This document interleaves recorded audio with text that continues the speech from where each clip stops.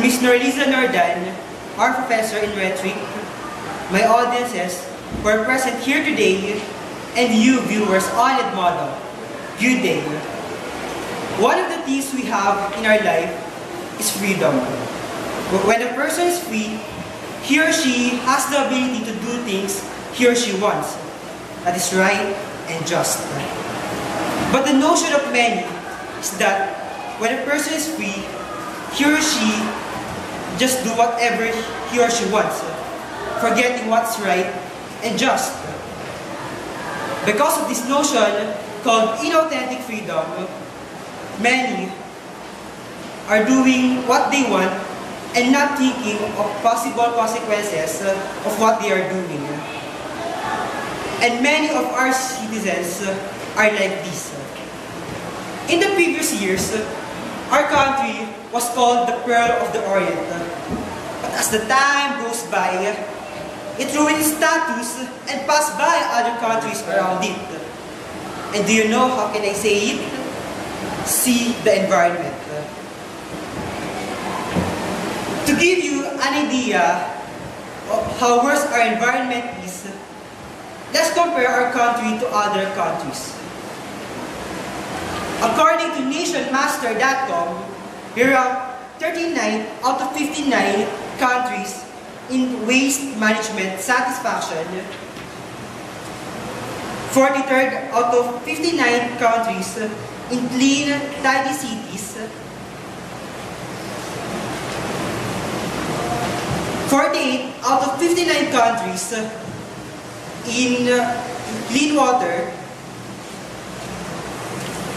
and 21st out of 59 countries in air pollution.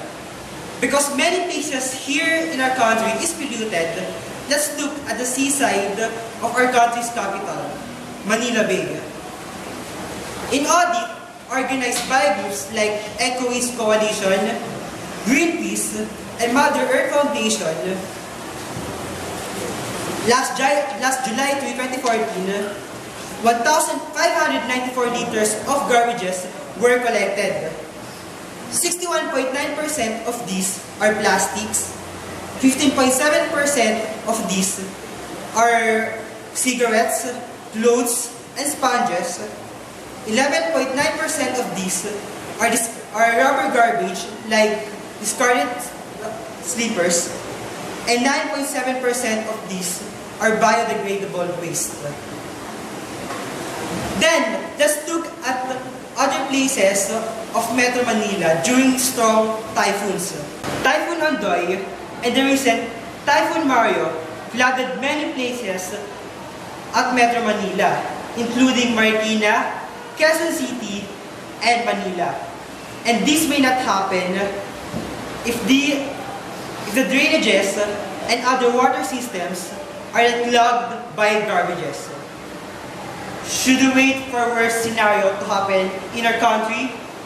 My fellow men, the time for change is today, not tomorrow, not on other years. As the time goes by, changes that we impart would rise up our environment, or having no actions will make our environment even worse. And do you think how can we impart? Have discipline. You won't need to donate millions of pesos or buy a hybrid car or build an eco house. This may help, but what most important is to have discipline and initiative on your waste. By doing these things we have learned since we are young, like throwing waste at garbage can, segregation, and cleaning our surroundings, we can greatly show our love for our environment and patriotism for our country.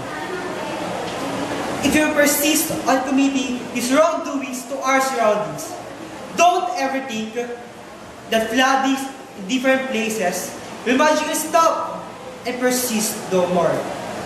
Don't ever think that many lives will not be in danger on outcome of your laziness and selfishness. Don't ever think that our country will move toward progress by having that kind of attitude. To the youth of this nation, we are the key holder of progress and excellence for our country. And as the key holder of it, we are responsible to contribute actions that will make our environment better. We are the future leaders of this country, and we must inculcate ourselves with love for nature for us to impart these reforms to the next generations. Like the always term of our President Benigno Aquino, tuwid na daan. Let's go to the righteous path and achieve our dreams. Even if the hard way is the only way, let's strive for the common good of us. And I believe that progress can be achieved through having a clean and green environment to make this nation great again. Thank you for listening.